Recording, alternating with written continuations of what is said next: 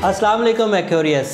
मेरे पास इस हफ्ते कोई बड़ी खबरें तो नहीं है आपके लिए। जिस तरह कैप्रिकॉर्न्स के लिए इस हफ्ते सैटर्न का दौर चल रहा है और उसने आपको थोड़ा सा दबाया हुआ है, सलाहियतों में थोड़ा डम्पी बम्पी सिचुएशन चल रही हैं, कभी थोड़ा सा सक्सेस भी मिल जाती है और बहुत हद तक ट्रबल्स बढ़ रही हैं। लेकिन इन सारे सब्जेक्ट्स को अब आपको एड्रेस कर लेना चाहिए। अगर आप इसी तरह अपनी सलाहियतों को जंग आलूद करते जाएंगे और अपने अंदर खफगी, नाराज़गी और कंप्लेंट्स भरते जाएंगे तो आने वाला वक्त आपके लिए और मुश्किल आ रहा है। सैटर्न कम से कम 3.5 साल तक आपको और डिस्टर्ब करेगा।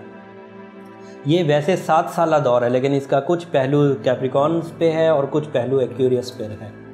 बहरहाल आप उसको समझ कर चलें। आपका जो बर्थ स्टोन है वो एक्वा मेरीन है, टर्मलीन है। ये दो ऐसे स्टोन्स हैं जो आपके लिए बहुत मददगार साबित होंगे सैटर्न को रफ़ा करने के लिए, सैटर्न की नेगेटिविटीज़ को रफ़ा करने के लिए। दोनों नॉन फेमस स्टोन है, लेकिन अगर आप मार्केट से ख़रीदेंगे तो बहुत अच्छे अंदाज से वो लोग आपको गाइड कर देंगे। अगर कहीं से ना मिले तो एस्ट्रोजेम्स को भी आप ऑर्डर कर सकते हैं। हमारी फर्म है, वो भी आपको हीलिंग, नेचुरल और जो गारंटेड स्टोन है वो आपको आपके डोर स्टेप पर पहुंचाती है। बहरहाल ये कोई मार्केटिंग स्ट्रेटजी नहीं थी, लेकिन ये सिर्फ इसलिए बताने के लिए कि आप सही अंदाज से अपना ट्रीटमेंट कर सकें। कहीं ऐसा ना हो कि ये बातें सिर्फ बातें ही रह जाए।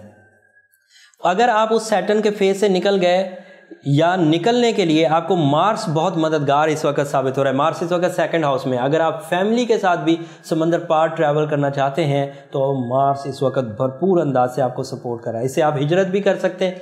अगर आप इस GMT से निकल गए तो साउथ एशियन कंट्रीज़ में ये सैटर्न का फेज़ है। अगर आप वेस्ट में चले गए, यूरोप में चले गए या पाकिस्तान से किसी भी ऐसी कंट्री में चले गए जिसमें पाकिस्तान का और उस कंट्री का टाइम डिफरेंस 3 घंटे का हो, तो आप इस 7:30 से बच जाएंगे।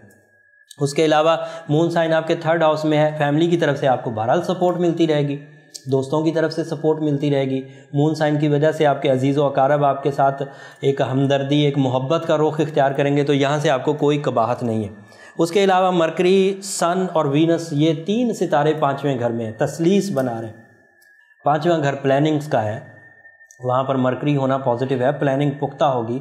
अगर आप इस वक्त एक्सपीरियंस बेस्ड काम करें तो वो आपके लिए इश्यूज़ में नहीं है। सिर्फ उन कामों में 7:30 ज़्यादा तंग करती है जिन कामों में रिस्क टेकिंग हो, जिन कामों में आपको करके देखना हो कि इसका रिजल्ट कैसा रहता है। लेकिन ऐसे काम जिन कामों में आप भरपूर तजर्बा रखते हैं, रोज़मर्रा काम करते हैं, टिप्स पर हैं, आप बहुत आसानी से कर जाते हैं, वहाँ कर लें, वहाँ कोई इशू नहीं आएगा। सूरज की वजह से आपकी अहमियत ज़माने में बढ़ेगी। आप ट्रेंड सेटर तो मशहूर हैं ही, आप आइडिया मेकर तो मशहूर हैं ही। सूरज इन आइडिया मेकर और ट्रेंड सेटिंग एबिलिटी को एनहेंस कर देगा। साथ में वीनस की सपोर्ट भी हाजिर है। वो वीनस आपको कम्युनिकेशन देगा, सोशल कनेक्शंस देगा, PR देगा, और उसकी वजह से आपके अंदर ख़ुद भी आइडियाज़ की जो क्वालिटी है वो बड़ी पॉजिटिव होने जा रही है, एनर्जी बड़ी पॉजिटिव रहेगी।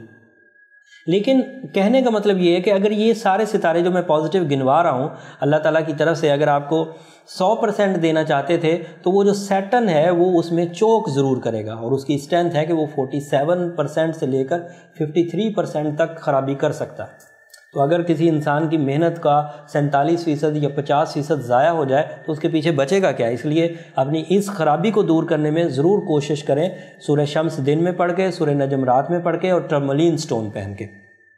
बहरहाल ये हफ्ता एवरेज सा ही रहेगा, मिला जुला रुझान रहेगा इस हफ्ते। अगर आपने जो हासिल शुदा खुशियाँ हैं उसे ही सस्टेन कर लिया, उसे ही बचा के ये हफ्ता गुजार लिया तो ज़्यादा अच्छा रहेगा। अगर कुछ बड़ा करने का मौका मिले तो उसके लिए पहले एहतियाती तदाबीर इख्तियार करें, अपना B प्लान बनाएं और फिर उसका मुआहिदा करें।